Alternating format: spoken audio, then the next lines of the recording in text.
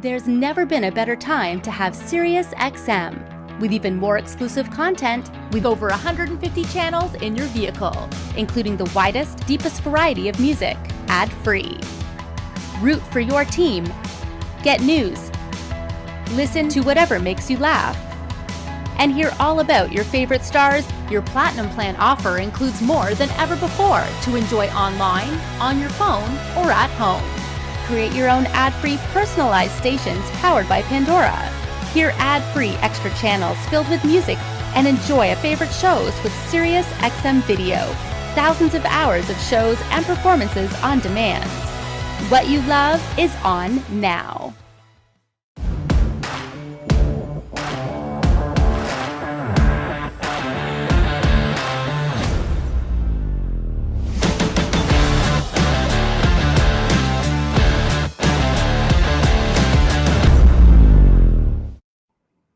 So when Alpine Electronics dropped the news that they were coming back with their ultra premium setup, of course, I'm talking about the F#1 Status system. I mean, everybody was freaking out. And now more recently, some of that DNA has trickled down because Alpine just launched a brand new series called Status. And within that Status line, we find a brand new DSP integrated amplifier and a new software interface to boot.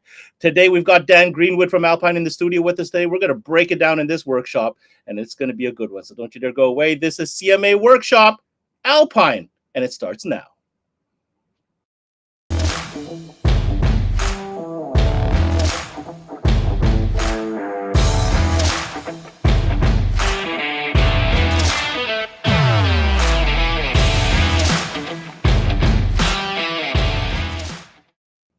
Hey guys, what's going on? Thanks for tuning into the CMA Workshop presented by SiriusXM. I'm your host, Ben Wu. Alpine is on the menu today, hot off the press with a brand new line of premium components called Status. And as I mentioned in our little preamble there, they've got a 12-channel, a multi-channel, a big amplifier built in with DSP and a brand new interface to boot. Now, for those that don't know, Alpine's actually been in the DSP business for quite some time. We're going to get a little bit of background on that. But what we're here to talk about today is for you guys to learn all about this brand new Status DSP. And to do so, well, we've got a special guest coming in. He's really literally a brand specialist for Alpine. Apparently, he's the DSP guru over there, and I'm pretty sure he is. We're going to have him in the studio right now. His name is Dan Greenwood. Hello. Hey, Dan. How are you today, sir? I'm doing good. How are you doing? I'm pretty darn excited. We're talking about DSP first and foremost, but we're talking about brand new DSP from the Alpine camp. I mean, I remember I interviewed Eric from the show at K-Fest where you guys dropped that news. And I mean, obviously there was a lot of excitement in the air. It's a whole line, and I know we're going to go through that, but really is a premium line, ultra high res audio. And it's not just about the components, but also a software that goes along with it. Can you tell us a little bit about the feedback and the reaction you've had from this launch?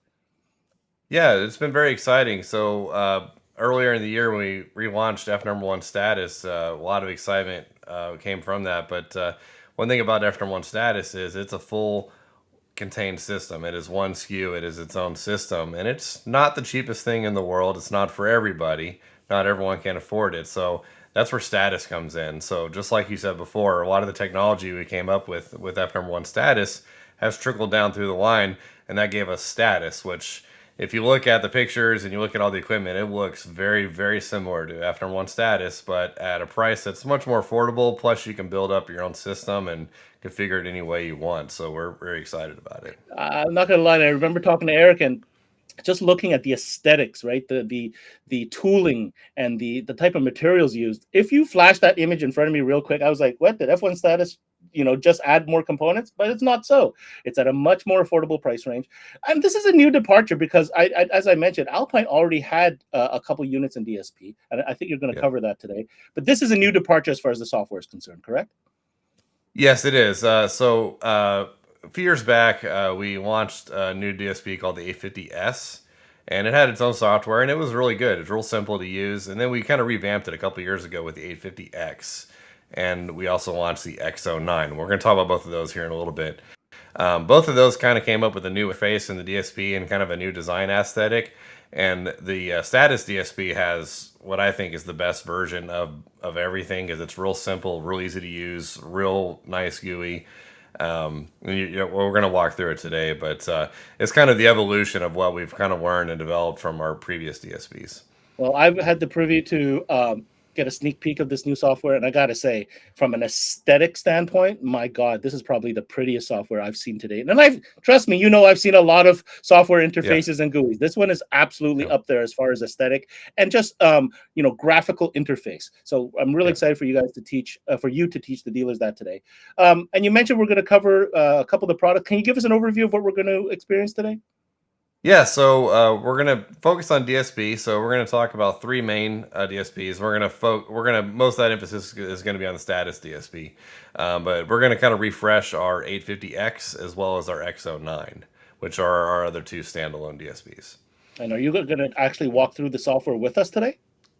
With the Status DSP, yes. Awesome. So guys, if you're tuning in now, this is it. We're going to give Dan the stage. He's going to run through a couple of the products so you know what the offering is, right, as far as DSP goes with Alpine.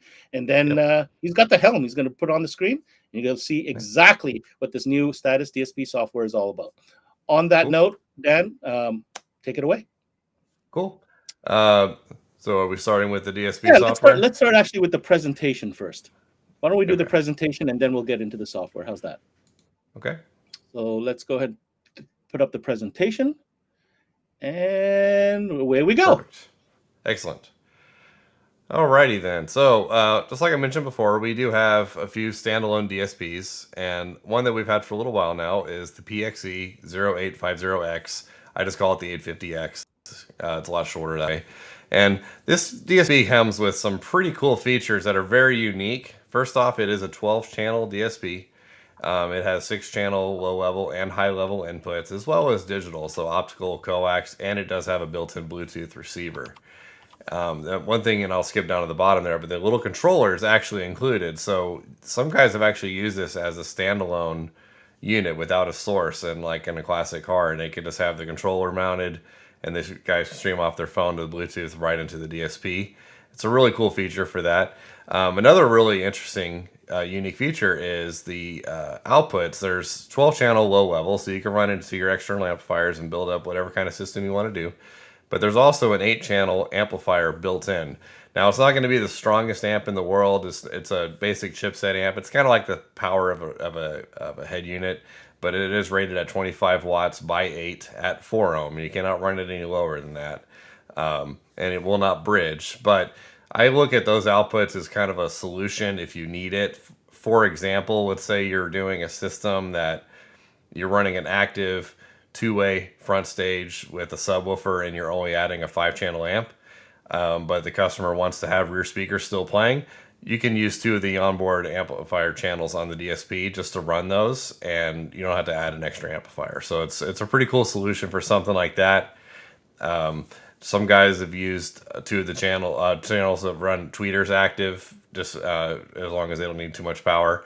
So it's very flexible. And of course, just like all the DSPs, they all have a 31-band parametric EQ or graphic, and that is per output. So you can really dial your tuning in. And also, there's a smartphone app for both iOS and Android on both this DSP and the X09. So you can use a phone to do all your tuning, or you can use the PC software, whichever you're more comfortable with. So moving up to the X09, this guy is pretty unique. So the 850 is a 12-channel DSP. This one is a 16-channel, and it has 16 inputs and outputs. And all those inputs can be high or low, or you can mix and match. It is not a built-in amp, so it's only low-level outputs, but it does have the optical digital coax as well as Bluetooth. Bluetooth receiver and controller, just like on the 850X, is also included with this unit. Some extra features you're going to gain here is it is high-res audio certified, so it is a 24-bit 96K sampling rate DSP. So it does not do any down conversion, or at least down to 96K. You're going to still have your 31-band parametric or graphic output EQ, but you're also going to have a 10-band parametric or graphic input EQ per channel. So, and you can, if you need to do any kind of correction on the input source from a factory system, you can do that here. You can even apply crossovers, high pass, low and or low pass, as well as phase adjustment, all that, as long as it's 0 or 180 degree on each input. And then the other thing that's really cool is it has a built-in signal generator. And I can actually show you something similar in the next DSP in the software because it also has it. But if you want to use the DSP to generate pink noise or a sine wave or anything like that for amp gain adjustment, anything like that, you can actually do that right in the software. So you don't even have to like get your USB drive out or find your old audio sound disc and get that going to find whatever track you need to set up gains. You can actually just set that right off the DSP. It's pretty cool. And then we're going to go right to the main star for the day. This is the HDP D90. So this is our new Status DSP. And first thing you're going to notice is it looks a lot like F1 Status. And that's because we modeled it just after the F1 Status DSP. You're going to have a very, very unique suite of features here. So it's going to have a 2-channel RCA input. So it's meant for, if you run like an aftermarket radio, like one of our new Halo units, you can just run that in that way or whatever you want to do. But you're also going to have a 12-channel high-level input. So for OEM integration and getting whatever kind of signal you need from factory systems, should be plenty of channels to get whatever kind of signal you need. Of course, you're also going to have optical, digital coax, as well as Bluetooth, just like all the other DSPs. Outputs, you're going to have 10 channels of RCA, and we're going to get a closer look at that on the next slide, as well as 12-channel high level. And by high level, I mean it's also an amplifier. So we're going to have staggered power in this, and this is a true amplifier. It's not a chipset amp. So you're going to have 50 watts by 8 and 80 watts by 4. And we'll show you some system configuration ideas, what you can do with that. But what's really cool is you have 4 little more powerful channels. So if you run, I would recommend running those like mid-bass drivers because they always like to have a little more power. Another cool little trick is the 80-watt channels are bridgeable. So if you're a guy like me and you like to have as much mid-bass as possible, and you don't care too much about rear speakers, you can bridge those 2 channels and run them on your front mid-bass drivers and get as much power as possible out of this. So pretty cool. I know I kind of grazed over the matrix summing on the other 2, but all 3 DSP are very similar with the matrix summing, and I'll show you that on the software. And just like the X09, this is also a high-res certified DSP, but this one is sampled at 192K instead of 96. And that is how the whole Status system is built around high res. So to give you a perspective, F1 Status is what we call studio spec high res. So that is 32-bit 384K sampling rate, which is the first ever done in car. No one has ever come anywhere near that high in resolution. What we've considered a standard for really good high res for a while now is the 24-bit 192K standard, and that's exactly where Status fits in. And there's a lot of music in that bit rate as well. So you're pretty future-proof on anyone who's wanting to use any kind of high-res music. This DSP is perfect for it. So one thing I want to point out, so on the other 2 DSPs, I put a little stat in there about the signal-to-noise ratio being 100 dB, which is really good. Status is 110 dB signal-to-noise ratio with 0.001% THD. And that is pretty awesome. What that means for those of you who do not understand it, the most basic way I can explain it is it's going to have a very, very low noise floor, probably inaudible. And I can tell you from my experience, I have never heard a noise floor in this amp. If you crank it all the way up and have a 0-bit track playing, which has just silence, you don't hear any static or background hiss. It's just very, very quiet. For reference, if you guys are curious, the F1 Status amps and DSP are 115 dB signal noise ratio.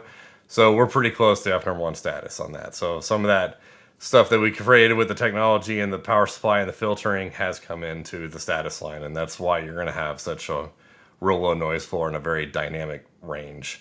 So now the controller is not included on this one because it's optional, and I'll give you guys a little extra little piece of info. I don't have a slide here, but we have our Status head unit coming that'll be launching around the same time as this DSP.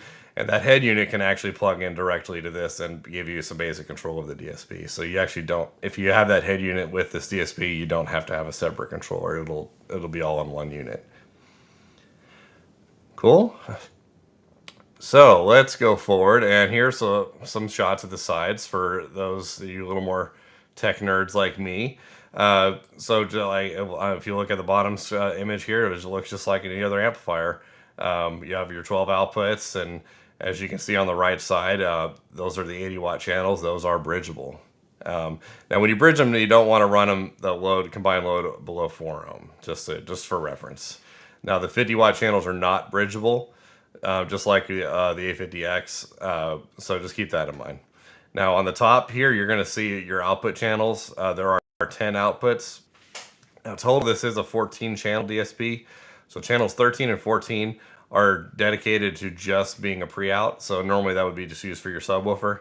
And you'll see that the outputs 1 through 4 and then 9 through 12 are mirrored on the outputs as well as the powered outputs. So 5 through 8 are going to be powered off the amplifier only. So just keep that in mind for when a kind of system configuration you come up with. So like if you want to run external amps for the fronts and you are going to do rears, but you don't need too much power, or maybe just the tweeters, you want to run off of it, I would just plan it to where you can have those 50-watt channels powering it.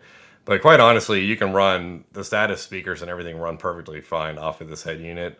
We do have a couple demo vehicles now with this system powered all off of this DSP, and it's pretty awesome. For those of you who were in Orlando, we did have the Tundra there that had this system going. So, and then of course you'll see here we have our digital inputs.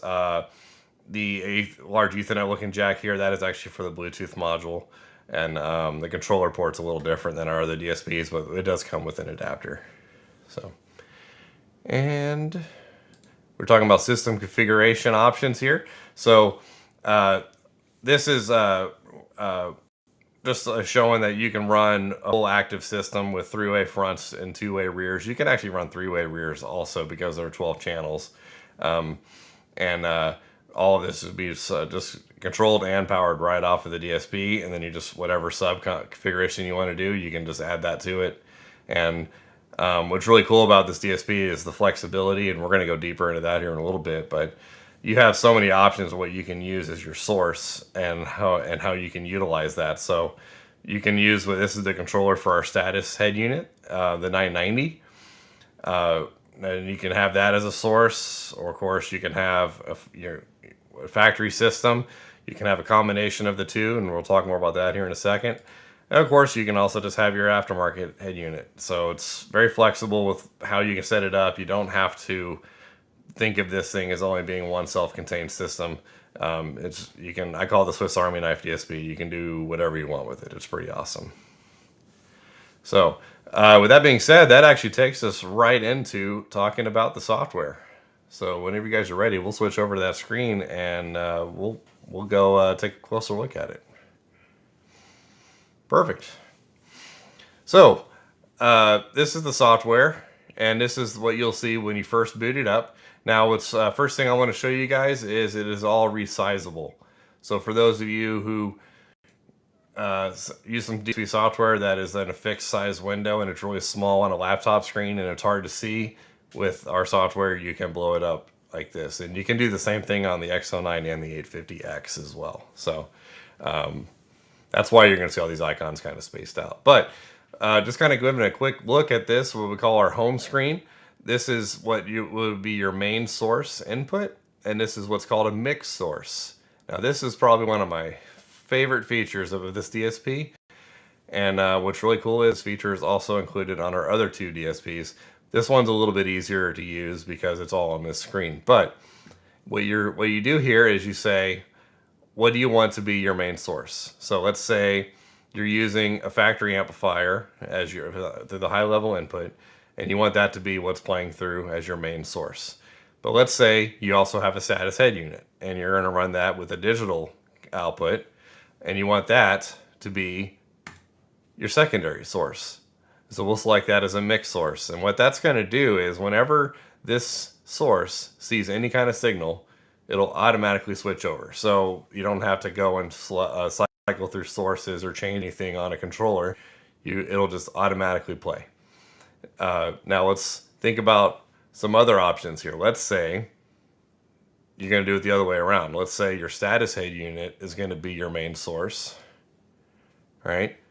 But you want your factory system to still be there as a secondary because you need it for maybe Bluetooth hands-free calling. Maybe you have navigation alerts or parking sensors that come through the system and you want those to come through.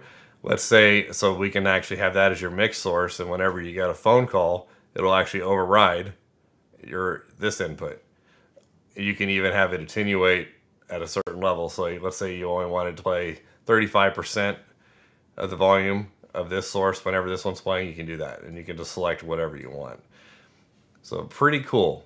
So I'm going to leave it back to where this way, and then right down here is just your presets, so you can call or save them, and then you can of course label them whatever you want. So right here at the top is your master volume as well as a temperature sensor. Now I'm not connected to one right now. The only thing that would look different is this would be green, and you can actually use that to connect and disconnect whenever you're plugged in.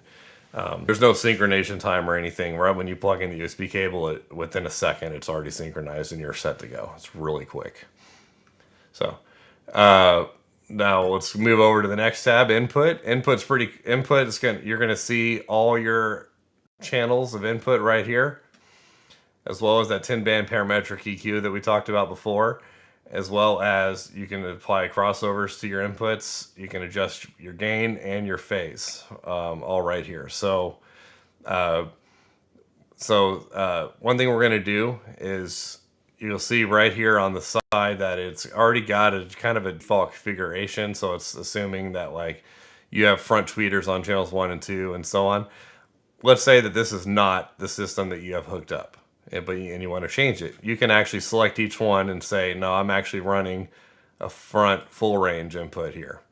Now, instead of running through all of those and doing it all one by one, you click input type, and this has built-in configurations of a lot of different systems. And you can look through here and see if any of these make sense to you, or are the system that you have, the factory system that you have in the vehicle that you're working on.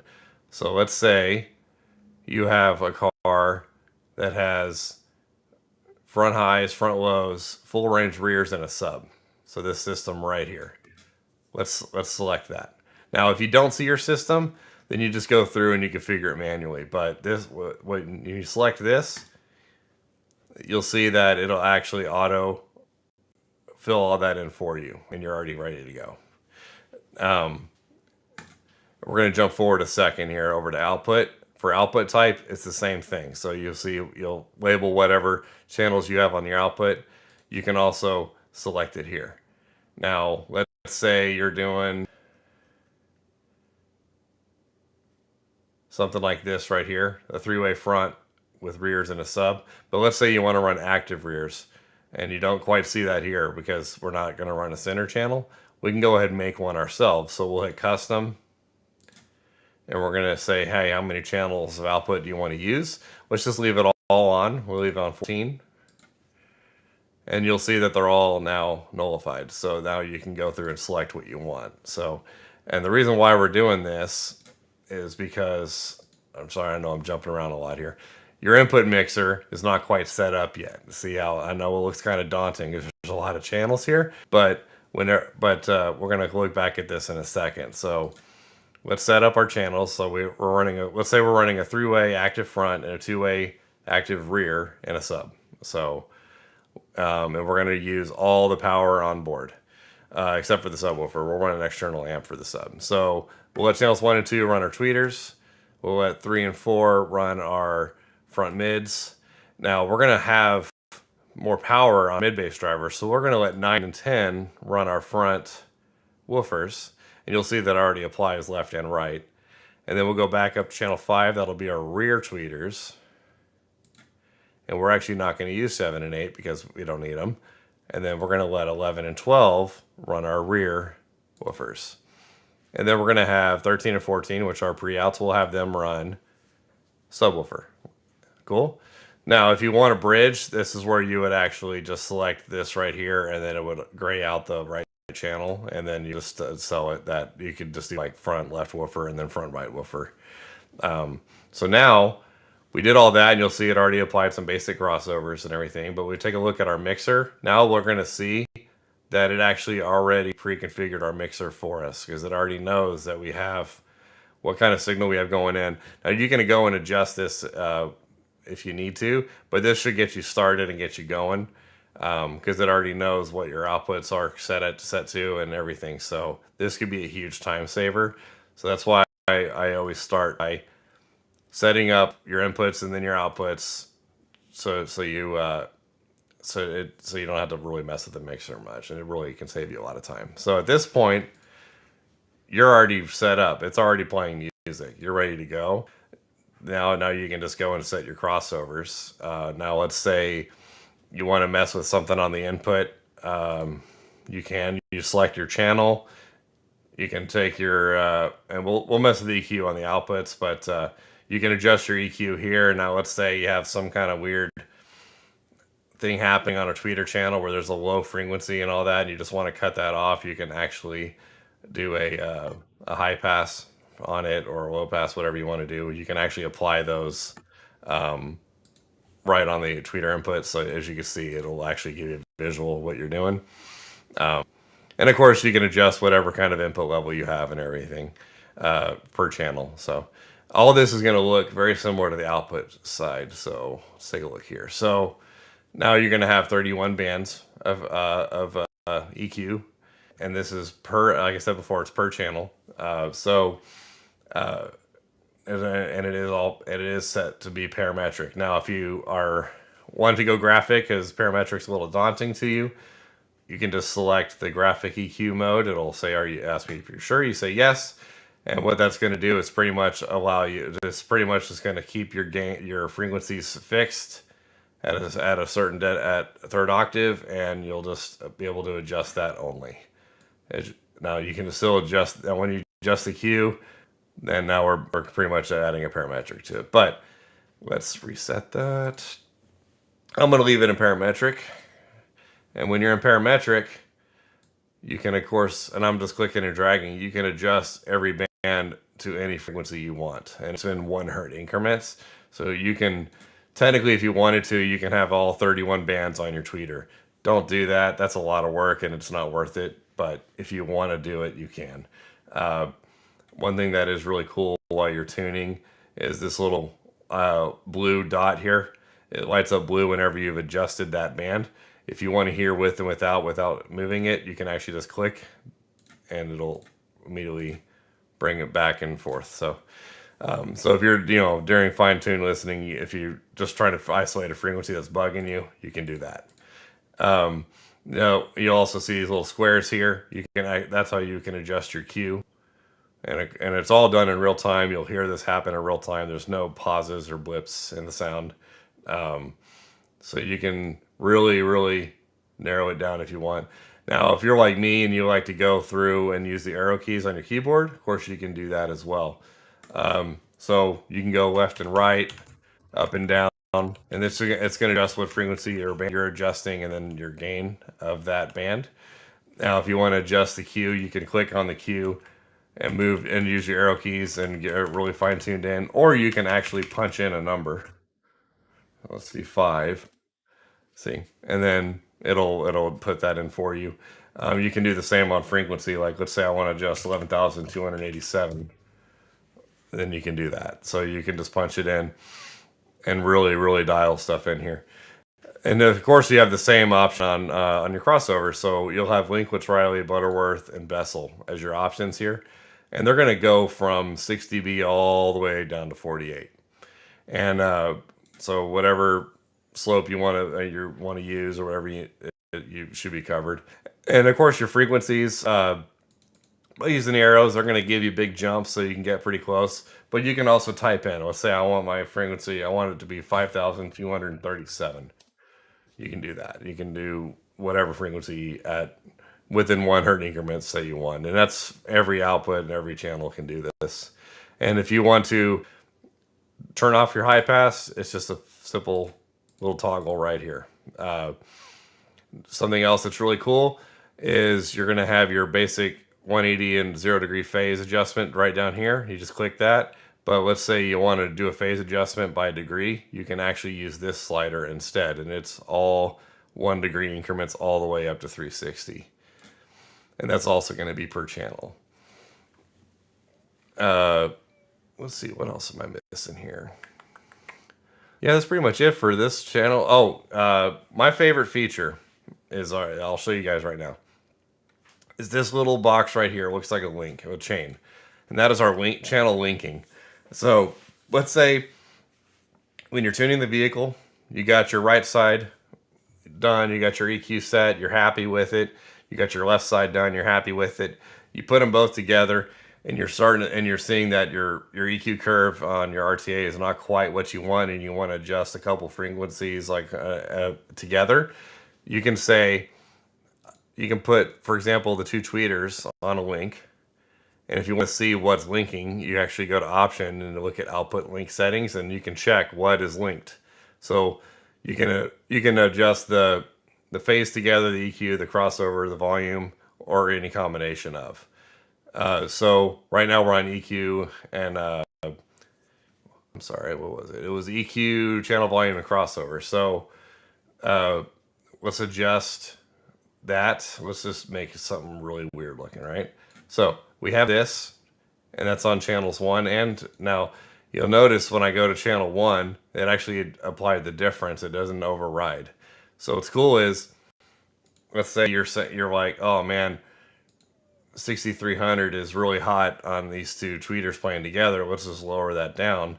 It'll actually lower it between the 2. So you don't have to go between both EQs. You can now just link them.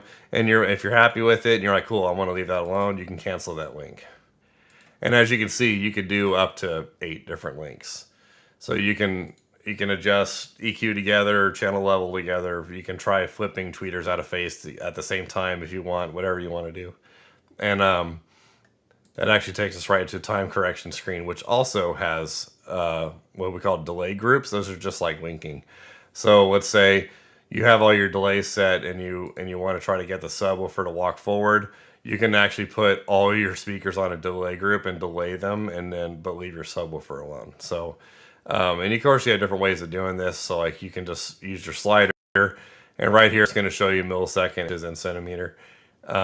If you want to punch in the number, you can. So like, let's say it's 2.5 millisecond or whatever, you can just punch that in.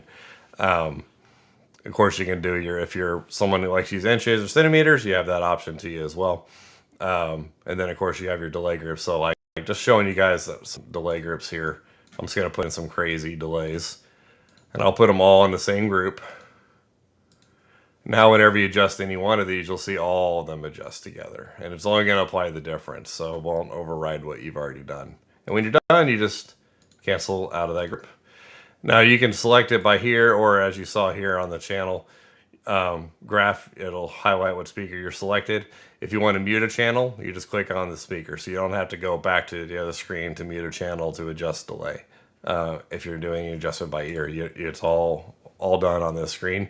And of course you still have your master volume right here at the top. So pretty well thought out because you don't have to keep going back and forth between tabs. And then we already kind of looked at the mixer, but if you guys invest with any kind of input mixer on any other DSP, ours is going to be pretty similar. It's just you choose what percentage of signal you want to come from what input to what output. So yeah, you have your outputs across the bottom and your inputs over here on the left, and you just kind of go through and set it up. Now you're also going to see this box up here. It says passive and active.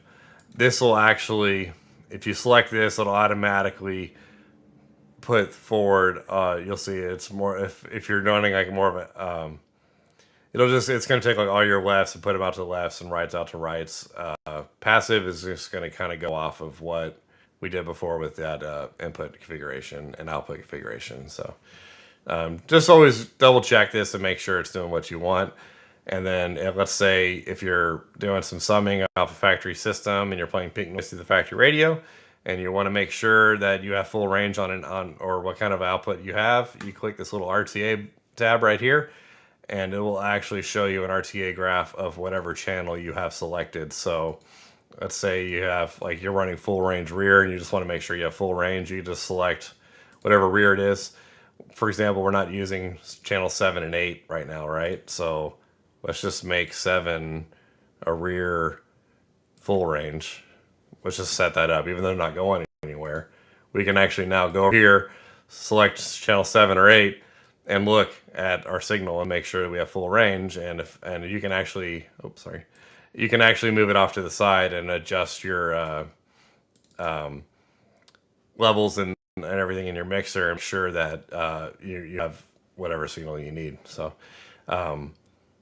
and that's now, keep in mind, this RTA is only going to look at your signal on the output side of the DSP. It's not going to do an acoustic measurement, but this can save you from having to like bust out another RTA and plug it into an output just to see what kind of signal you're dealing with. All you have to do is just click a button. It's all right there. What else can I show you guys? Okay, so the other thing that's going to kind of be related there is signal generator. So now, if you, let's say you want to set some amp gains or anything like that, or you want to generate some pink noise, you can also do that on the DSP, and this will just come out of whatever output you select. So by default, it'll play through all, but let's say I only want pink noise played through the tweeters, then you can mute all your other channels and just play it through those. And just say, yeah, I want pink noise, I want it at whatever volume, and you're good. Now, if you want a sine wave, you just click that. You can say whatever sine wave you want. Like, even if you want an overlap, like a 3 dB overlap, there you go. You have it right here. Select your frequency, output it to your amplifier, get your scope hooked up, and then you can set your gains. You don't have to find a track or play anything else. It's all right here. You can even play a half clip sine wave. So you want to check your signal polarity, you can actually do that from onboard as well. Pretty cool feature, and that's something, a little trick you guys can do. Let's say you're trying to find a rattle in a door.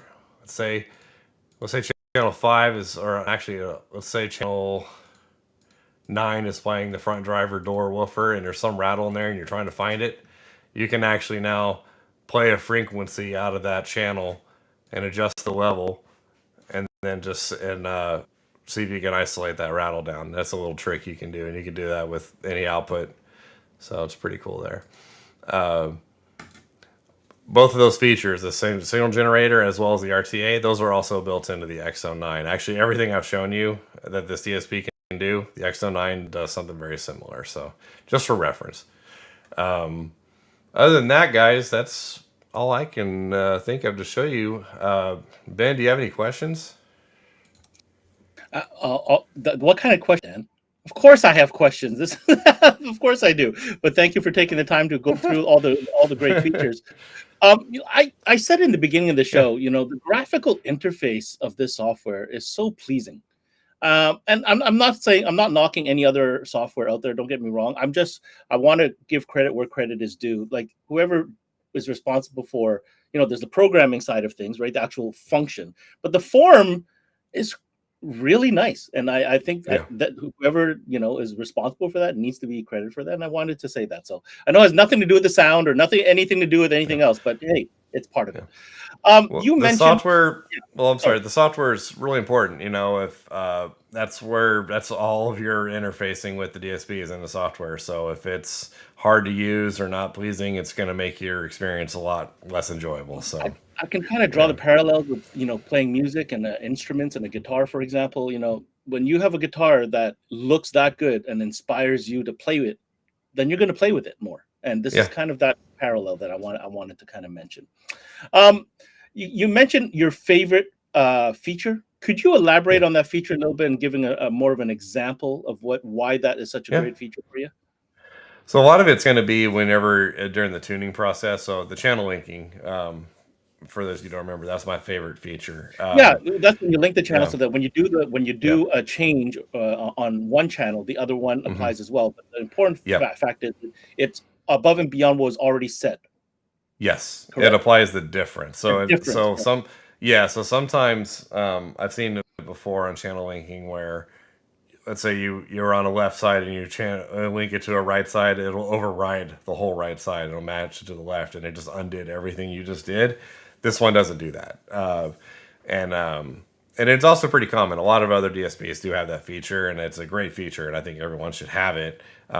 It just depends on how easy is it to use, and so it'll also save a lot of time in the fine tuning process. So, like for example, I said, if you want to adjust, you have a frequency that's really spiking up on you on the RTA when you combine both sides of the car, you can now just a few clicks and adjust it all together. You don't have to go to left and adjust 3 dB and then right and adjust 3 dB and try to match both sides the way you were doing. You can just make sure you're just doing it all in one shot. Link. It's pretty easy to use. Link. Yep. Hashtag link. Remember the link. Going back to the graphical interface, not only on the main screen, but when you showed the different options of different system builds, man, those are all graphical as well. So it's like you don't have to read the fine print saying, "Oh, you can see it, right? Oh, that's a 3-way in the front, 2-way in the back with 2 subs, or either or." Also, again, some extra effort put in from the software developers to kind of make that visual experience throughout, not only on the main screen, but even when you're selecting, different systems. And honestly, there were so many on there. Like, unless you have something really crazy, I'm pretty sure you're going to find the system you're building on that menu right there. The last thing I wanted to mention I thought was kind of nifty was how many ways you can go ahead and adjust your EQ, whether it's parametric or regular, either by left arrow, right arrow, highlighting the actual value, or dragging the dot. I'll call it the dot for lack of technical term. And putting it anywhere you want per channel. A lot of softwares out there limit you to the way that you adjust those settings, which forces you to do a heck of a lot of clicking back and forth on these minuscule. You know what I'm talking about? This gives you that option to do it whichever you're comfortable with, whether it's graphical, numeric, or if you just want a left-right thing. So I just want to make mention of that. I'm going to give you another option here. If you have a touch screen, you can use that too. No way. Yeah. Okay, did not know that. Yeah. Interesting. So on the mouse and the keyboard. Interesting. Yeah. Okay. You can click and drag and do all that right on the screen. Yeah. Oh, there you have it, folks. We've discovered something right there that he didn't show. Okay. Let's back out of the woods a little bit. Let's talk about this platform as a whole. Why do you feel this platform, now that you've kind of gone through some of the main features, that dealers will really find a lot of success with this new platform? Well, it's very flexible. So, like I said before, you're not limited to just 1 or 2 scenarios of how you can use it, and we'll just isolate the DSP in here. There's, like I said, I call it the Swiss Army knife DSP because it has so many inputs and outputs and configurations and so many options of what you can do with it, and it's a really awesome just full system building all in one box, and it's really hard to find something that it won't work in. So it's that's my favorite part about it. It's just the flexibility. It's like one SKU, one amp, right? And like literally can put it into just about every situation. Whether you're using an aftermarket radio, you're integrating into a high level, it doesn't matter. And you know what? You said the word future-proof, but it's not only future-proof from a technology standpoint, Dan. I think it's also future-proof from a system building standpoint. Like, you know what I mean? Let's say the customer, went in with entry-level speakers at first because he's like, oh, that was the budget at the time. Well, if he wanted to upgrade and swap that out and make more channels active or whatever the case may be, man, this amplifier can do it. Yes. Yeah, absolutely. That's a great point. So yeah, for those that like to have an upgrade path, they can start with so they can start with this, and let's say down the road they're like, all right, I'm ready for some more power. I want to run some external amps. They can just do it. They don't, they can already have things running active, and they can just build off of that. They can upgrade their speakers, whatever they want to do. It's very flexible. So it's also transferable. Like you could take this from one vehicle to another and do a completely different system setup depending on that vehicle. Yes, absolutely. You know what I mean? Yep, absolutely. Let's get to know Dan a little bit as the builder, as the car audio enthusiast. Obviously, you've been building stereos for years.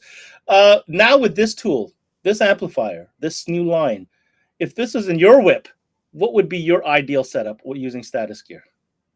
So I'm one of those guys that likes to have a lot of headroom and power, even though I don't listen to it loud. I like to have dynamic range. So my system would be, I would use the DSP, obviously. So my personal car is one of those cars where I cannot change the head unit. It's never going to happen. So I would integrate that and then add the Status head unit as a better source, and use the mix source feature, just like I showed you guys. So to where I don't even have to, worry about much of changing or, selecting sources, anything like that. And then as far as the output side, I think every car should have an active three-way front stage. Everyone should have that. If you never had one, you need to get one, and you'll understand why. So active three-way fronts, and I would have a 4-channel amp per side, just because, like I said, and run them because I like to have some power and I like to have some headroom. And then just whatever sub stage from there. I normally go overkill on sub because I don't listen to bassy music, but I still like to have a good kick, so. But yeah, and then we're gonna have Status amps and subs coming down the future, so it'll, ideally. That's what I was wondering. That was my next question, because you're dropping like subs and stuff, and I noticed that so far we have components, we've got the integrated amplifier, we've got the source unit. That's what we have so far, correct? Yep, and there'll be more coming down the road. All under the Status brand. Yes. Yep. Okay. Yep. And if you liked how the F1 Status system looks, and you'll like how the Status stuff. I'm curious to see what that sub is going to look like now that you mentioned it. Yeah. So. And are you saying there's going to be like mono amps as well to kind of accompany? Well, you heard it here first on CMA Networks, guys. Dan just shook his. He didn't even say yes. He just did this. So we'll take that as a yup. We've announced we've shown the full system picture. So by this point, cat's out of the bag. Okay, cat's out of the bag on that one. Let's summarize it, Dan. It's great new technology. I know it's going to sound. I didn't get a chance to hear it, but I've heard I've talked to people who have listened to it. Everybody's like, wow, that was one amplifier. You know what I mean? Like, so that tells me, and these are like, how can I say, advanced listeners. Let's call them advanced listeners that, peruse the show. You know what I'm talking about, right? That group of people. And they were very impressed with the single amp setup, but also the precision of the DSP. They can hear, how well that was tuned. I'm guessing that was yourself that did that. So good job on that. What do you hope dealers will appreciate most from this new platform? I think a lot of it's like I said before, the flexibility, also the accessibility. Like I said before, the F1 Status system is not going to be obtainable by everyone. So Status is kind of more for the masses. For example, I mean, that's what I can afford and I would have in my car. So, and it's going to be more for everybody, So it's much more obtainable. Race on Sunday, sell on Monday. Exactly. Couldn't have said it better myself. That's it right there. Dan, you got me, man. Great presentation. Thank you for walking us through the new software. It's very exciting stuff. I can't wait to hear more examples. And as time moves forward, that people get their hands on this stuff, put it in systems, and see how creative people can be now that they have this platform to play with. Let's bring up some information here, guys. If you like what you see here, you want more information on Alpine, definitely check out their website. Alpine-usa.com is where you're going to find all the hardware specs, and whenever stuff becomes available, that's where it's going to be up. Your best source would be right there. If you're a Canadian dealer tuning in and you're like, yep, got to get me some Alpine, well, get a hold of the folks at Gentech, gentech-intl.com. They are the Alpine Canadian distributor. On that note, Dan, thank you so much for coming in today and sharing with us all this great news and new platform, Alpine Status. Thank you so much. Thank you. Here now. All right, guys. Thanks for hanging there with us for this CMA workshop. Great job from Dan walking us through that new software. And if you're into DSP, which I imagine you are if you're watching this, don't go away. Keep it locked on CMA Networks. This is all about DSP in the month of July. It's the DSP sessions going straight through till Thursday, July 28th. Proud to say that we literally have every brand in DSP presenting. And that's how important this category is. I mean, if you're not doing DSP, if you're not putting it as a priority, I don't know what else to say. The whole month, just of DSP. Here's every opportunity you can to get a taste of what's going on in the industry. And if you like more information or more videos on Alpine, for example, get to our website, cmanetworks.com. You can find great videos, hundreds to choose from. Search by your favorite brand, by category. So look DSP up, look Alpine up. You'll find it there at cmanetworks.com. That's it. This is CMA Networks, CMA Workshop, presented by SiriusXM. I'm your host, Ben Wu. Until next time, we connect.